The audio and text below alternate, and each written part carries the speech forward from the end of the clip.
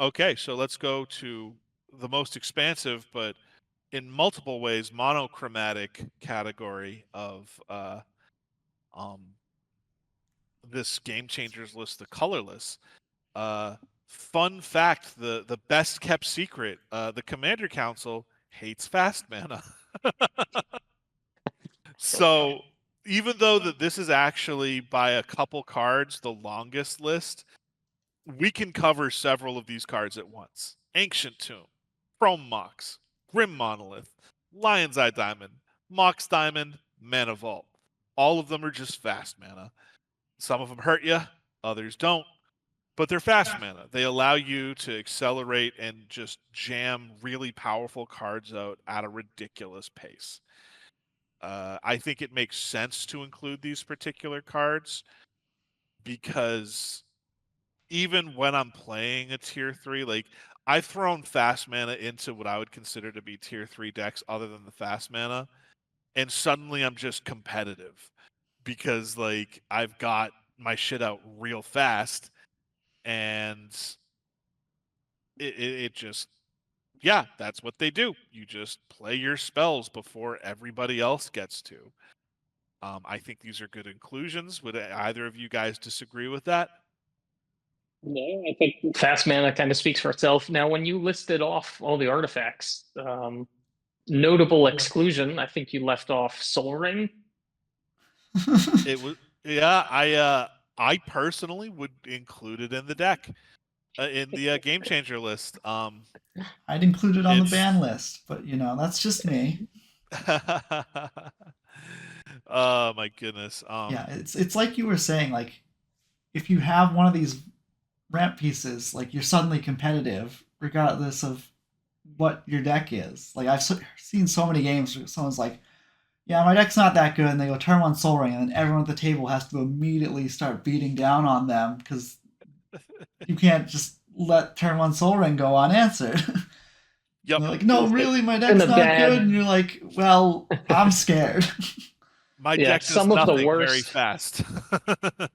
Some of the worst 4 and 5 drops you've ever seen are still better than some of the best 2 drops you've ever seen. Yep.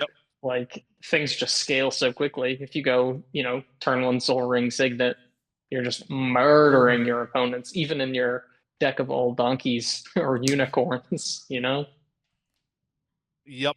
It's that simple. Like 5 drops are better than 2 drops. Asterisk. That's why they banned Dark Side Extortionist.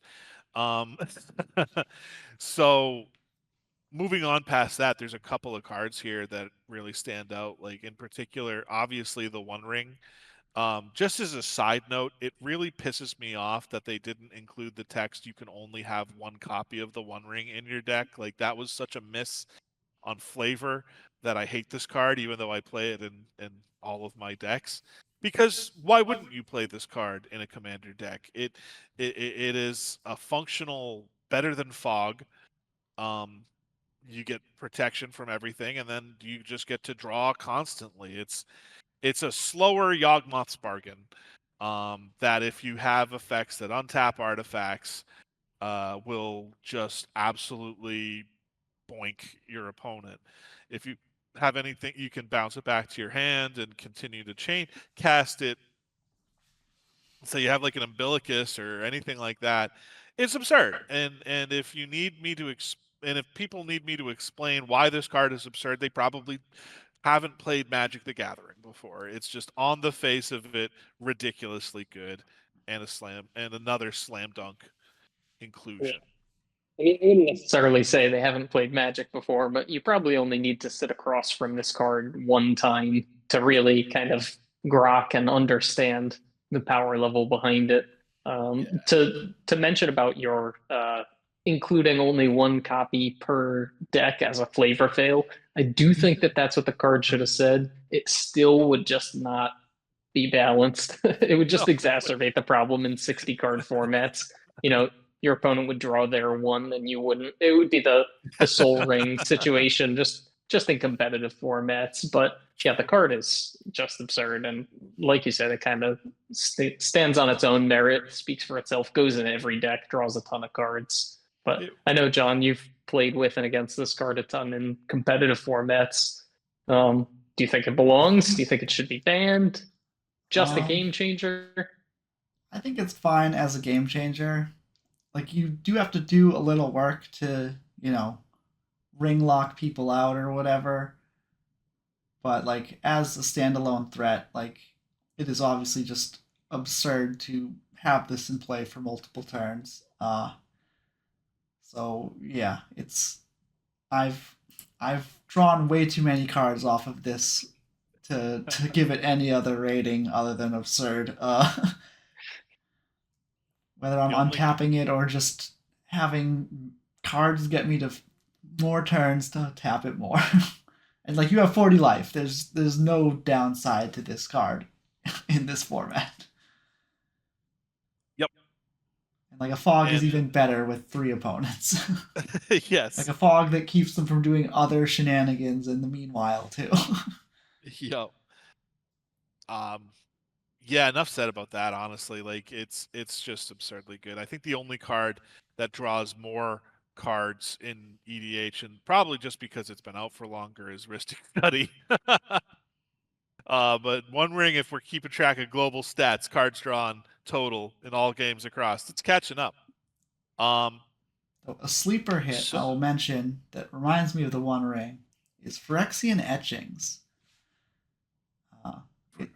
It draws you cards at like a similar pace, though you do have to wait like an extra turn cycle to start drawing the 1 and the 2, and then you draw it on end step instead of whenever you want. But you don't lose any life till it dies. I think it dies because I think you can bounce it and just get rid of the age counters. It's not a card anyone's ever heard of but me, but I play it in my mono black deck, and I'm always pleasantly surprised. Yeah, that's the cumulative upkeep, kind of like Necropotence. Yeah, right. Okay. Yeah, it's supposed to be Necro-like because it costs black, but it's not as strong as Necro. I need to buy one of these. Oh, and there goes Chimps. He went to go buy one. Oh, hey guys, what's up? That card was so good it crashed my Discord for a second. I need to buy one of these. Yeah. I might have that you went to go buy one. Yeah, before this episode airs and we affect the Magic stock market. Yeah. Speaking of stock gold, if you own one of these next cards, you're probably in a different economic bracket than I am.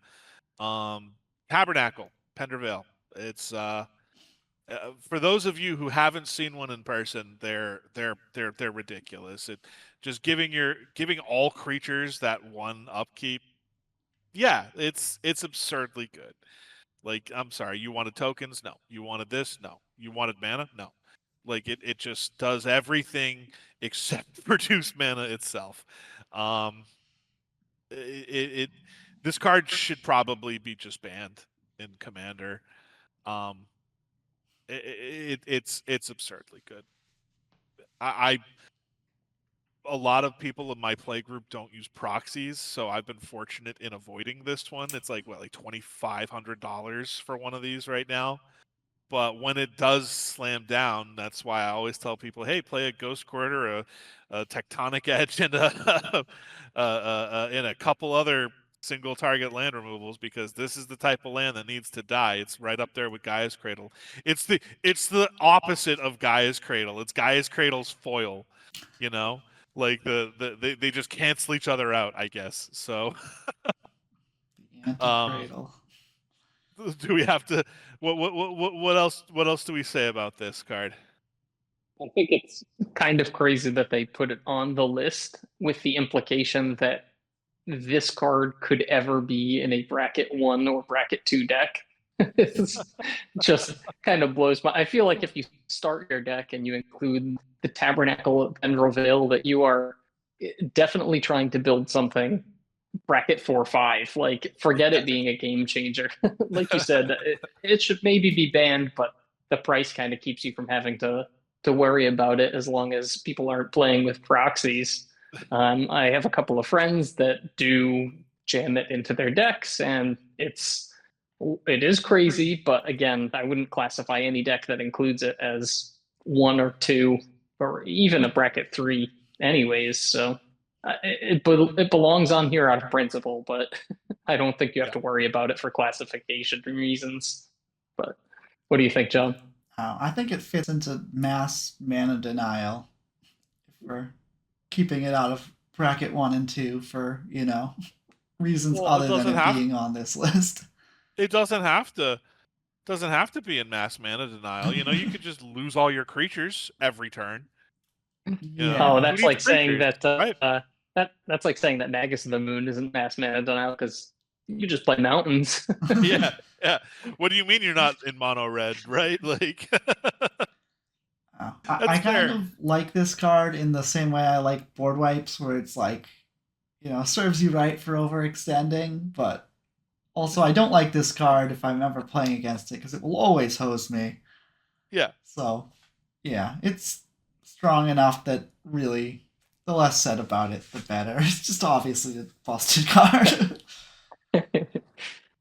Now, the next card is less obviously busted, but having played it in several CEDH decks, I can tell you that I firmly think it should be on here. Of all the cards on this list, unless you're like into fast mana, I guess, I think this is the most debatable, but Trinisphere, where it just, slows the whole game down and stops people from doing things essentially. If you have it in your deck and you build around it, it can be really good. I played it in mono blue Urza. I played it in Brago. I've played it in all my Staxy decks, like a degenerate, to great effect.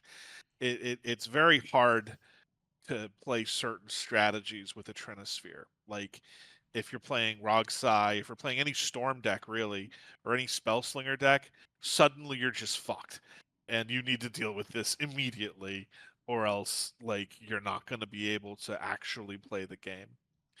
But that being said, like, do you think that this in casual decks is as impactful? Because I've actually never played it against a casual deck before. Yeah, I mean, it probably affects the games less in a less clear way than it does, in brackets 4 and 5. And this actually kind of calls back to what we were talking about with Urza, where a lot of the other stacks pieces that combo with Urza are excluded because of being considered mass mana denial, with Trinisphere not. So this is a card that's very, very powerful, that, as you mentioned, playing it with Urza, now it's kind of one-sided. It only affects your opponents, which is a huge criteria, in my opinion, for including it on the Gamechangers list, just a one-sided tax effect. So while I don't think it's as, ridiculous in a bracket 1 or 2 situation, excluding it from there just because of how oppressive it can be, I think is probably smart reasoning on their part. What do you think, John? Yeah, I think I've definitely played lower power level games where Trinisphere would do absolutely zero, but it always does way more than you think. Where you're like, oh, I want to hold up a counter spell, and now I need 6 mana to play my first spell, and then 3 first spell, 3 for the next counter spell or whatever, or hold up my swords to plowshares. Like, it just segments the game into like super rigid. Like, okay, 3 mana until we get to 6 mana, everyone's doing one thing a turn cycle at most. That's true. Okay. And I didn't think about it that way. Yeah, so it stops people from double spelling. It stops people from. So if you go, any mana dork into this on turn 2, like it can stop people from just playing their first ramp spell, their first signet, right, and just totally shut people out of the game when they're like, oh, I was expecting to have my signet get me to my cultivate. That's a pretty reasonable line for someone to take in a low power level format version. Low power level pod is signet into cultivate, and that's totally deletes them from the game. Just you're in the game in 5 turns when you naturally draw your 3rd land. if they're so unlucky, like I always am. But yeah, Trinisphere is just not fun unless you build your whole deck around it, which only the person who puts Turn of Spear in their deck does. That's fair. Yeah, no, that makes sense. And I think that even if it is less impactful on lower level games, once you hit like that tier 3, that's when chaining spells and stuff becomes a lot more important. So I think that like even if it was less impactful, which you make a really good case, John, that it is just as impactful. I think that definitely merits an include on the list. All right, so with that, we're on to the final card on this game changer list, which is Glacial Chasm. I love this card. I have this one of my 3 main crop circle gets if I'm not playing that everything counter deck. And even when I'm playing the everything counter deck, suddenly like it still is really common for me to crop rotation. Yeah, thank you. Into it. It's great. Who knew that stopping you from, getting hurt is in a land form amazing, right? And there's tons of ways of resetting the cumulative upkeep on it too. This one is definitely it fundamentally alters the game. It changes the game, hence the game changer. Have you guys encountered this in the wild yourselves? So I've seen it tons of times, even at lower powered kind of commander tables. And one thing I think it was you, Chums, that had actually mentioned it's really important for the game changers to take a close look when they're implementing these rule sets on what you can or cannot put in these lower bracket decks. One of the things that you're prevented from including is mass land destruction, which is one of the ways that you can fight a deck that's trying to use Glacial Chasm.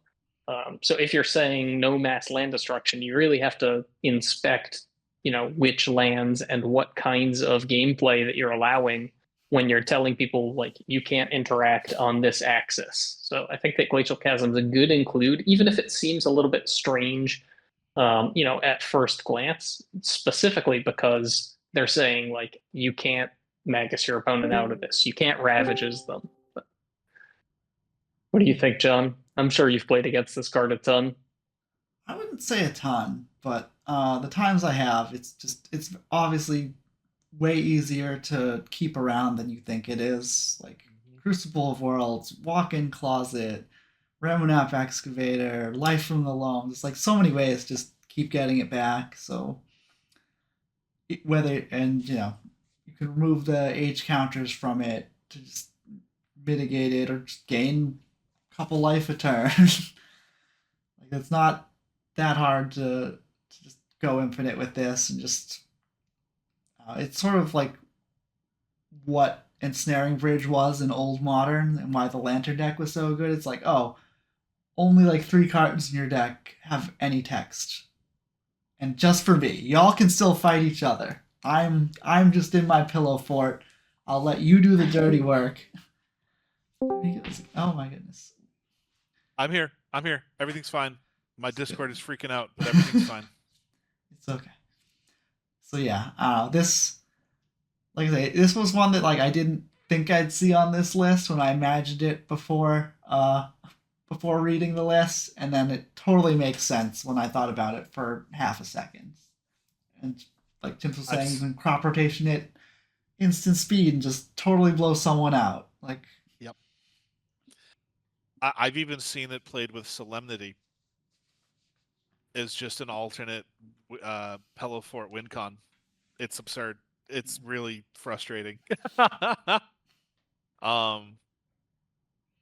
think yeah, I mean this list is great and obviously we're suggesting other cards and there's a couple that I think that are obvious misses on this list that they didn't include, but I frankly applaud Wizards for trying to quantify this and making the conversation a lot easier. Mox Opal not being on this list is bizarre to me. I figured that would be super easy to put on there. Yeah, of course you have to have the 3 artifacts out, but like Okay, cool. I have 3 artifacts out on turn 1 pretty much every game that I play. All good games start with 3 artifacts on the battlefield. Exactly. I think Metalworker should be on this list as well. If we're talking about fast mana, Metalworker is insane. Obviously, you need to have artifacts in your deck, but like I've never been in a situation where if I had a Metalworker out on turn 2, I wouldn't be able to tap it for at least 4 mana immediately. Metalworker's like Raphaelos levels of mana, but Raphaelos is banned because it can't be like, no, it was like banned as a commander, but then they got rid of that. So like Metalworker's like less likely to show up, but like anytime it does show up, it's like, here's the things in my hand, and now I'm casting them all. Yes, he pops the fuck off immediately. That was actually One maybe. important Go thing ahead. about one big thing about the Metalworker is that they are attacking a ton of the other fast mana accelerants that would both help you put Metalworker out quickly or combo with Metalworker.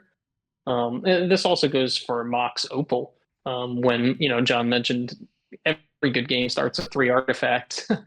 I mean, it's important to take note that they're banning and have recently banned, Mana Crypt, Jeweled Lotus, and then in this Gamechangers list, they're also stopping you or restricting Chrome Mox and Mana Vault, Mox Diamond. So a lot of this fast mana that would help you to turn Mox Opal into the kind of free 5-color Mox that it ends up being in Constructed, a lot of that is kind of already restricted on this list. So I do think that they could probably include it just because, like, due diligence says that Moxen should be Gamechangers at the least.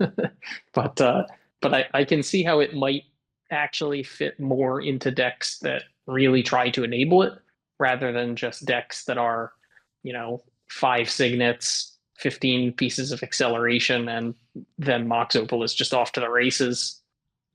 My counterpoint to that would be the signets exist, artifact lands exist, and if we're talking about tier 3 decks, like if you play artifacts in tier 3, you're going to have Mox online by turn 2, period, end of story.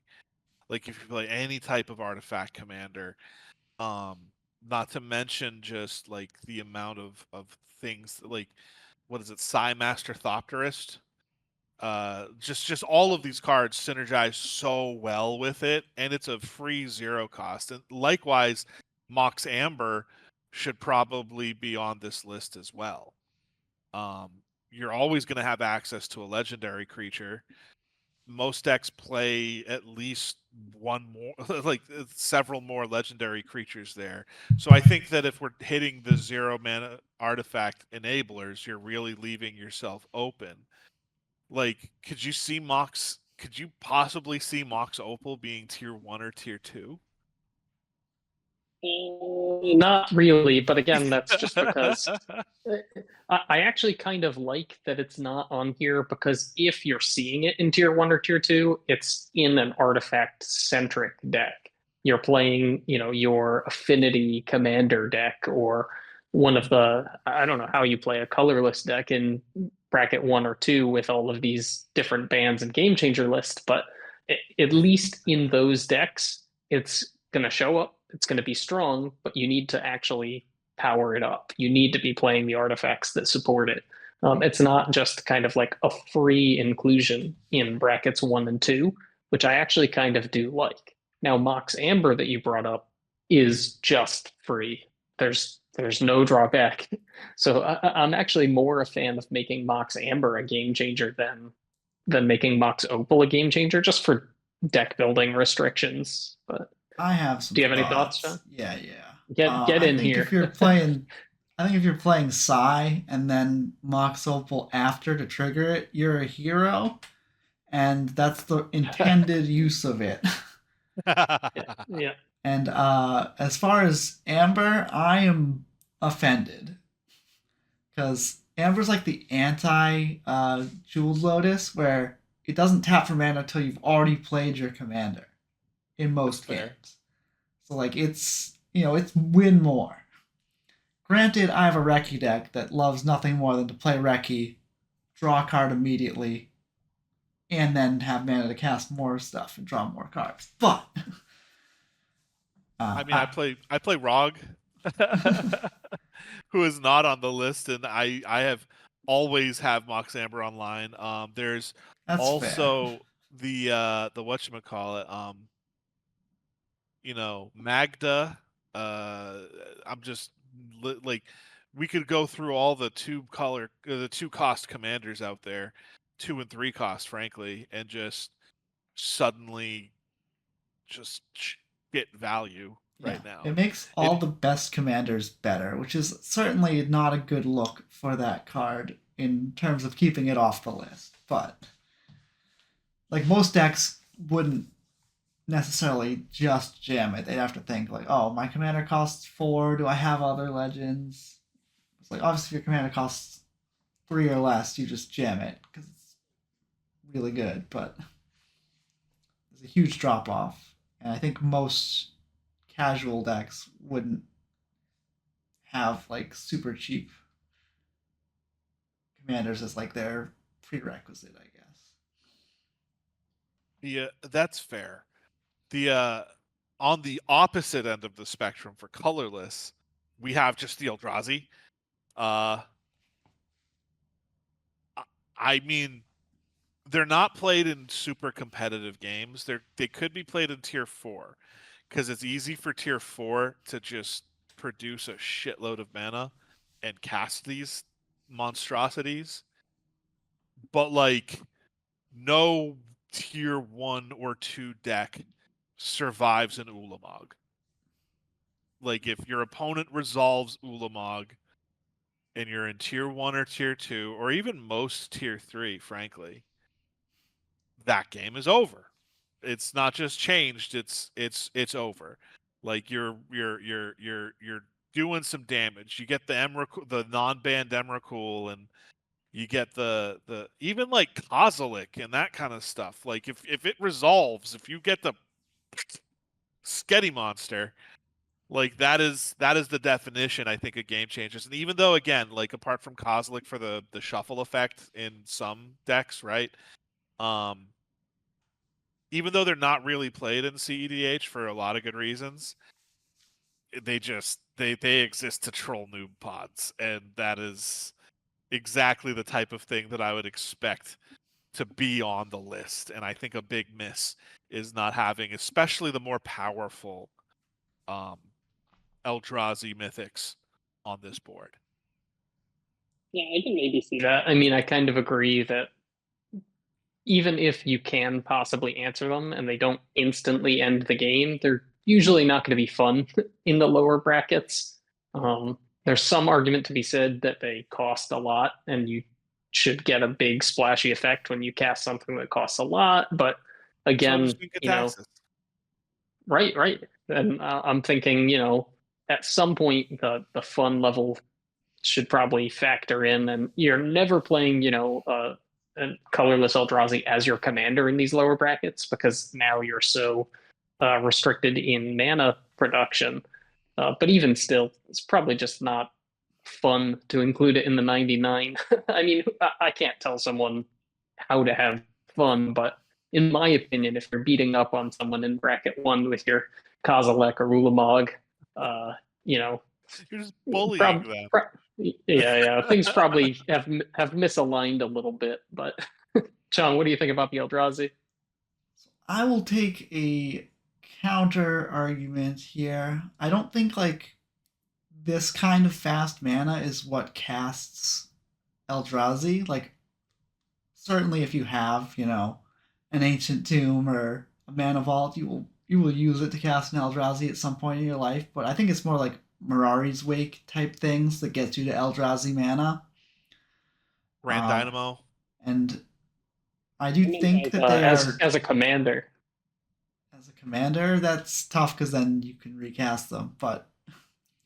Wait, no. I mentioned what I meant was that them taking out all of these mana rocks makes it difficult to play these Eldrazi as commanders in the lower brackets, even if it's allowed, because they just. swiped, 15 different You still have accelerants from these Mox color Opal. sticks. You still have Yeah, Metalworker. You still have Thran Dynamo. You still have Worn Power Stone. I'm gonna throw up in my mouth a little bit as I say this, but you still have like Sisei's Ring. You still have Priests of Titania. You still have Rites of Ilmatok. You still have the Mana Doublers. Yeah, Like for and tier 3 and 4, you can like none of those are listed as game changers. None of those are listed as you could conceivably easily cast these in a tier 1 deck without violating any rules. You get your mana doublers, you get your Grim Monolith, not Grim Monoliths, you get your Thran Dynamos, you get your Metalworkers, you get your Mox Opal, and you're just cranking this thing out like very quickly. Yeah. I'm just Yeah, saying, I'm if you saying miss that- a land drop between your first and fifth turns, your Amber is making as much mana as a land would. That's It's not fair. actually ramping you to Eldrazi mana. Sorry, my cat is demanding love.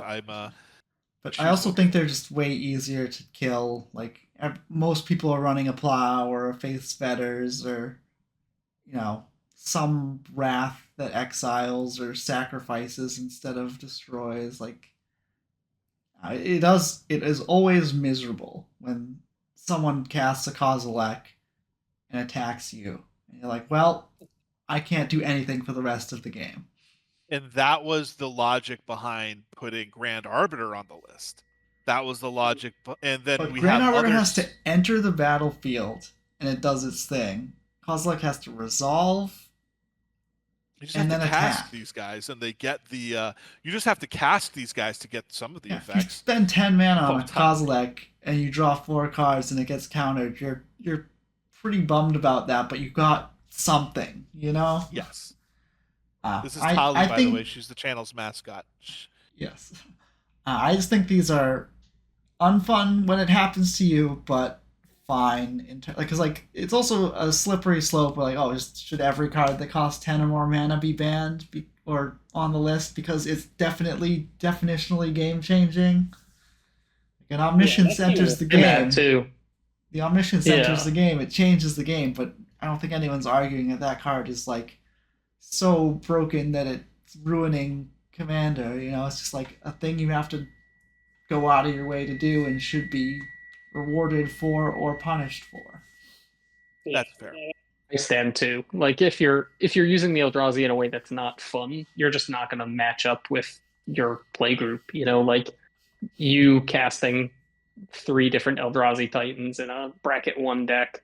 Like if your play group can't beat those cards and you just cast them every game, like no one's really having fun. But I don't think that they should be disallowed. I think there's a weird codependence of conditions here where if we're the type of people that would be upset that derpy 10 mana card won a game against us, because we're we would be playing cards that punish people for trying that, whereas I think most super casual players see a 10 drop cast and their eyes go wide and they're like, whoa, it does what? And then it kills them and they're stoked about it, like, holy crap, I was winning, I was so ahead, I thought you were dead, man. And then all of a sudden I'm in the dirt, that's awesome. They're super stoked on it. They're oh whereas my God. we're come on, you're attacking me, I'm the guy that gets Kozilek. This, we're the total wrong crowd for this. We're it shouldn't win, it shouldn't be a factor, and then because it is, we're upset. Whereas I think most pods where it would be actually game changing, they're like, yeah, let's go to a new game. This game was worth it. So here's an idea for a video that we could do in the future, and comments, please let us know if this is something you'd be interested in. We could take and build the absolute most degenerate tier 1 deck we could possibly find. Let's just see how ugly we can make tier 1. I'd be down personally. That sounds right up my alley. Like, let's just see Yeah, that's like something I'd be how interested in. unfair we can make this tier one. Little I know different tier than three, I could just straight up do CEDH. I know I could do that, but let's do it in tier one. Win on turn 3. I want turn 0 interactions. Let's get that gemstone cavern out. Let's get the. Oh my god. John's description of the Eldrazi Titans was exactly my like sensation of reading them for the first time when I was, I don't know, a teenager or whatever. Like, I had stopped playing Magic for a brief window just for those sets. Like, I stopped in Lorwyn and I came back like in Innistrad. And so when I was reading like Emrakul for the first time, it's like, oh my god, that's awesome! It costs all this mana and it does all this. So, like, I can definitely see how that could be the attitude at these low bracket, more casual, I should say, kind of play groups. the one Eldrazi I have no love for is Ulalek. Because I hate the design of that card where it's like, okay, 5 color identity, but you don't actually need any of those 5 colors to cast it. And then also, it combos with every Eldrazi in an oppressive way. Yeah, Ulmek is pretty stupid. That would be a good tier 1 commander, huh? It's not on the game changer list. You could just tier 1 that, right? Stop giving them ideas, John. No, I would build Esper Urza and just try and because they don't say anything about 3-card infinite combos. Let's just let's make it happen. Don't spoil anything. No It's gonna be spoilers. good. No spoilers. They have to tell us in the some comments that degeneracy. they want this before we do it. So no working for free.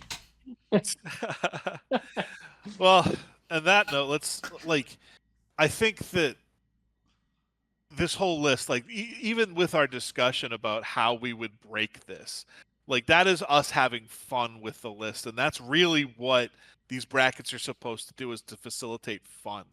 So would I build that tier 1 deck and bring it to actual new players? Absolutely not. Unless I was like, hey guys, you want to see a cool trick? And then never play it again after that. Like the whole purpose of this was to facilitate communication about what's going to be fun, because obviously any system, any quantification of that system is going to lead players like us to be like, this is how I would absolutely break this thing. And that is, it defies the purpose of these lists in general. And I personally think that they did a really good job with this, especially since it's a beta test, right? Like, we've been trying to figure out how to have that Rule Zero conversation this whole time. And I just want to say, for, like, especially since there's so much naysaying about a lot of stuff that WotC's been doing, you did great on this one. This is going to be really good for the game. This is going to be a cool thing to see evolve. Please unban my Mana Crypt and put it in the Gamechangers list. And yeah, I don't know. What are you guys' thoughts in conclusion of this? No, yeah, I mean, I think it's a. Go ahead, John. I have one more colorless card that I wanted to talk about, but we can. Let's do it. Okay. Cloudstone Curio is not on this list, and maybe it's because it's a 2-card combo with half of the existing cards that exist in Magic, so it would get, removed because it's a 2-card combo, but that card is one of the most absurd cards I've ever played with in, formats where you have to go big enough to do it. To make use of it, I guess. I think you're absolutely right. It flies under the radar because it's not played by a lot of people, where it absolutely should be. Even without the 2-card infinites that it does generate, the value engine of it alone is absurd. Pretty much every card that's on this list can make use of Cloudstone Curio in some fashion or another, even if it's not linear. I think you're absolutely right that one should be on there. Maybe I'm just like the Timmy Johnny combination where I want a combo and also want it to be big and splashy, but I play that card in a lot of my combo decks, and it is the most abrupt decayable, like you have to kill this ASAP through whatever, or you are wrong. Yep.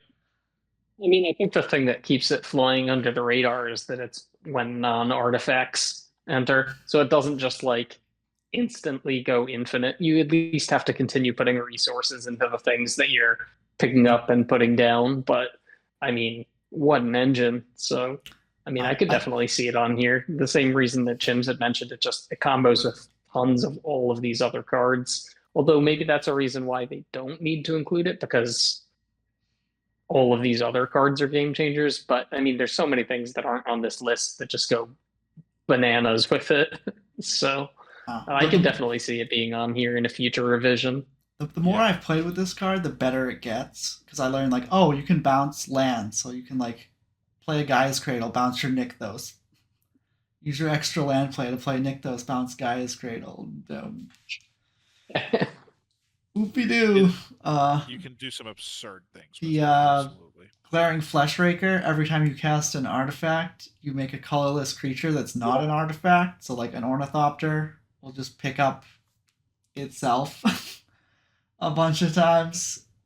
Oh my gosh, yeah, that's grotesque. And it's a win condition in and of itself. The creature enters before the Ornithopter, but like any 2/0 mana artifacts artifact creatures will do this. It's very easy to just go crazy with it. In addition to like any mana dork that taps for more mana than it costs to cast it. Yep. So there's a lot for that card that I think it's worth at least considering. But maybe it's just a pet card. I don't think it's just a pet card. Like I think it's in the same category as like Displacer Beast in terms of it's almost exactly the same function as Displacer Beast. It's very close. Beast or kitten? And kitten. Yeah, thank you. I am tired today, fellas. But now we know how you yeah. feel about your cat. She destroy her whole worlds if she really wants to be. But Right. yeah, I mean, even with these inclusions, is that it, John? By the way, Yeah, I don't mean yeah. to cut you off in that, but even with these, like in my opinion, what should be obvious inclusions on the list, it's a good work in progress, and this is the type of thing where they definitely need the feedback from us. It's got to be hard, given the billion cards that exist now, to understand what's going to be like good in Commander of all formats, much less when you're just making cards for Standard. And now that like the sets are coming out so rapidly, definitely needs to be consistently updated. So if you guys in the audience have any cards that you think we should consider, any cards that you'd like to discuss, we will be taking a look at all the comments. So please let us know. Yeah, definitely if you mention want to it see in go the ahead. comments, and we do have other videos with different colors that we discuss. So mention it in those videos as well. Like, try to keep them, because we don't talk about green cards in this comment section. It'll get crazy. Yeah. And Check out the other videos. Definitely, we're splitting this up into good sections here. And honestly, thank you for bearing with us and watching us talk about our favorite game. I will say that making this list is a thankless job for WOTC.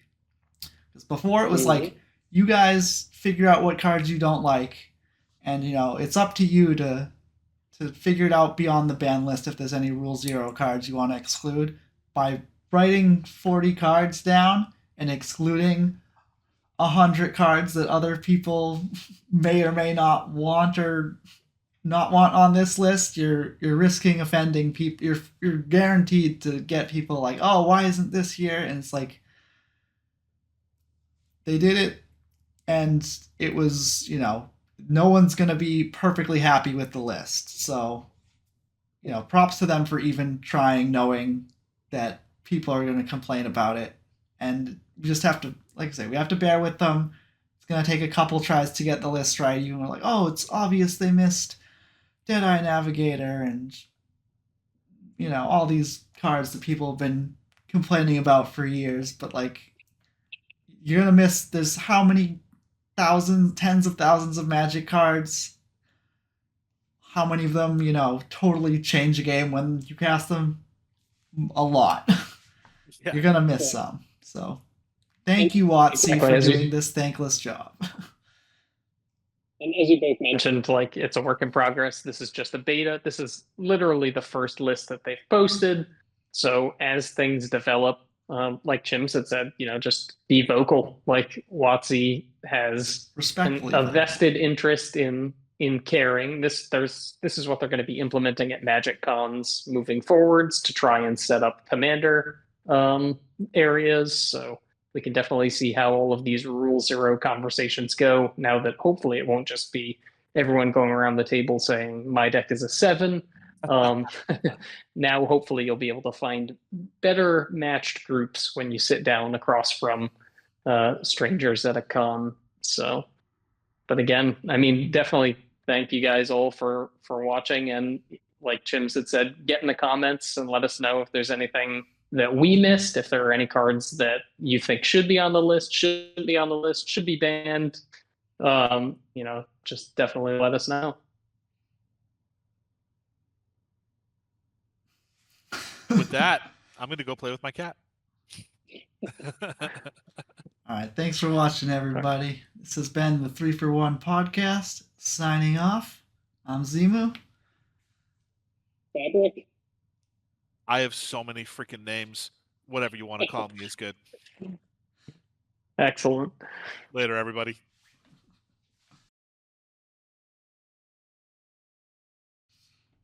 Hi there. If you want to hear us talk about our general impressions of the Commander bracket system, start here.